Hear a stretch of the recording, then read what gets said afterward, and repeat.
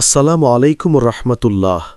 প্রিয় ভাই ও বোনেরা, আজ আমরা আলোচনা করব সালাহুদ্দিন আইয়ুবীর জেরুজালেম উদ্ধার ও মুসলিম গৌরবের ইতিহাস নিয়ে।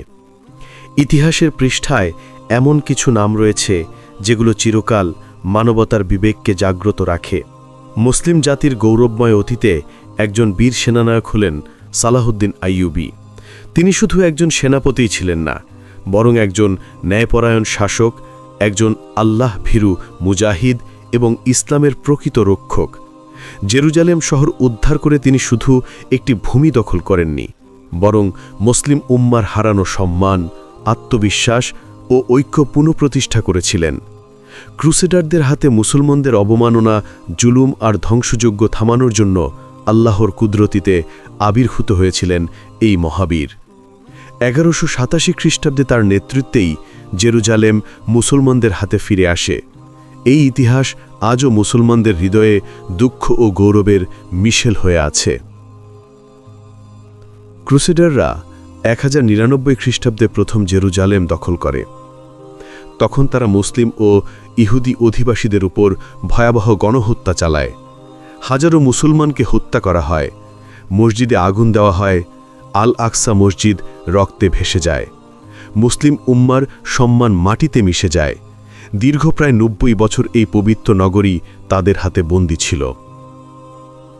এই অমানবিক দুঃখ দুর্দশার প্রেক্ষাপটে আবির্ভূত হন সালাহুদ্দিন ইউসুফ ইবনে আইয়ুবী, যিনি ইতিহাসে সালাহুদ্দিন আইয়ুবী নামে অমর হয়ে আছেন। তিনি সিরিয়ার দামেশকে বেড়ে উঠেছিলেন এবং ছোটবেলা থেকে ইলম, তাওহিদ, সাহস ও নেতৃত্বগুণে উজ্জ্বল হয়ে ওঠেন। তিনি প্রথমে নুরুদ্দিন জঙ্গির অধীনে কাজ করেন এবং শাম অঞ্চলে ইসলামী শাসন শক্তিশালী করেন। নুরুদ্দিনের মৃত্যুর পর আল্লাহর ইচ্ছায় সালাহুদ্দিন মিশরে ক্ষমতায় আসেন এবং ধীরে ধীরে মিশর, সিরিয়া, ইয়েমেন সহ এক বিশাল ভূখণ্ড তার নেতৃত্বে ঐক্যবদ্ধ হয়। এই ঐক্যই ছিল ক্রুসেডারদের বিরুদ্ধে মুসলিম বিজয়ের ভিত্তি। 1187 সালের 4 জুলাই হাট্টিনের যুদ্ধে সালাউদ্দিন ক্রুসেডার বাহিনীকে ধ্বংস করে দেন। ইউরোপ থেকে আসা হাজার হাজার নাইট মরুভূমির তাপে ক্ষুধা তৃষ্ণায় দিশেহারা হয়ে পড়ে। মুসলমান বাহিনী কৌশলগতভাবে তাদের ঘিরে ফেলে এবং এক ভয়ঙ্কর আঘাতে পরাজিত করে। এতে ক্রুসেডার বাহিনীর শক্তি চূর্ণ হয়ে যায় এবং মুসলমানরা জেরুজালেম মুক্ত করার সুযোগ পায়। হাট্টিনের যুদ্ধের পর মুসলিম বাহিনী জেরুজালেমের দিকে অগ্রসর হয়। অবশেষে 1187 সালের সেপ্টেম্বর মাসে জেরুজালেম মুসলিম বাহিনীর হাতে আসে। আশ্চর্যের বিষয় হল 1099 সালে যখন ক্রুসেডাররা শহর দখল করেছিল, তারা অমানবিকভাবে নিরীহ মুসলমান ও ইহুদিদের রক্তে শহর ভাসিয়ে দিয়েছিল। কিন্তু সালাহুদ্দিন আইয়ুবী সম্পূর্ণ ভিন্ন উদাহরণ সৃষ্টি করেন। তিনি শহরের অধিবাসীর জীবন, সম্পদ ও ধর্মীয় স্বাধীনতা নিশ্চিত করেন। খ্রিস্টান পুরোহিত ও সাধারণ জনগণকে নিরাপদে বেরিয়ে যাওয়ার সুযোগ দেন। কোনো গণহত্যা হয়নি, কোনো অমানবিক আচরণ হয়নি, বরং তার ন্যায়পরায়ণতা ও দয়ার জন্য ক্রুসেডাররাও তাকে সম্মান করতে বাধ্য হয়েছিল। জেরুজালেমের মুক্তি শুধু একটি শহরের মুক্তি ছিল না, এটি ছিল মুসলমান উম্মার আত্মসম্মান পুনরুদ্ধার। দীর্ঘদিনের অবমাননা, পরাজয় ও বিভক্তির পরে মুসলমানরা আবারও মাথা উঁচু করে দাঁড়ায়।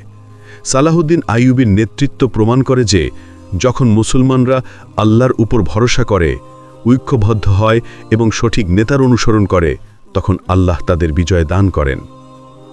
সালাহুদ্দিন আইয়ুবী শুধু যুদ্ধে বীর ছিলেন না, তিনি একজন সৎ শাসক, একজন ইবাদতকারী বান্দা ছিলেন। তিনি সারারাত কুরআন তেলাওয়াত করতেন, সলাত ও দোয়া করতেন।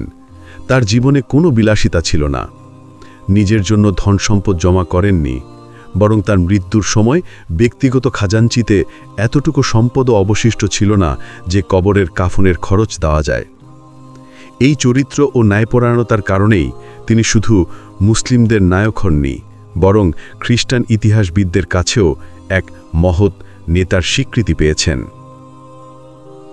সালাহুদ্দিন আইয়ুবীর জেরুজালেম মুক্তি মুসলিম ইতিহাসের এক উজ্জ্বল অধ্যায়।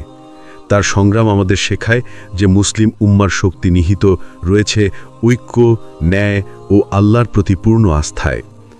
আজকের যুগে মুসলমানরা যদি তার আদর্শ অনুসরণ করে তাহলে দুনিয়ার যে কোনো অন্যায় ও অত্যাচারের জবাব দিতে সক্ষম হবে। জেরুজালেম শুধু একটি শহর নয়, বরং এটি ইসলামের ইতিহাস, মুসলিম সম্মান ও আত্মমর্যাদার প্রতীক। আর সালাহুদ্দিন আইয়ুবী সেই প্রতীকের রক্ষক হিসেবে ইতিহাসে অমর হয়ে আছেন। প্রিয় দর্শকবৃন্দ, ইসলামের এই গৌরবময় ইতিহাস যদি আপনার হৃদয় ছুঁয়ে যায় তাহলে দেরি না করে, যদি ফেসবুকে দেখে থাকেন তাহলে আমাদের পেজটি ফলো করুন, আর ইউটিউবে দেখে থাকলে অবশ্যই আমাদের চ্যানেল সাবস্ক্রাইব করুন। আর হ্যাঁ, ভিডিওটি লাইক, কমেন্ট ও শেয়ার করতে ভুলবেন না, যাতে আরও মানুষ ইসলামের গৌরবময় ইতিহাস জানতে পারে। আপনার একটি ছোট্ট উদ্যোগ ইসলামের ইতিহাস ছড়িয়ে দিতে বড় অবদান রাখবে।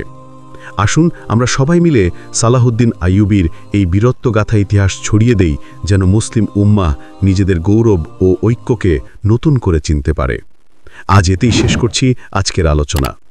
জাযাকাল্লাহু খাইরান। আল্লাহ আপনাদের সবাইকে কল্যাণ দান করুন।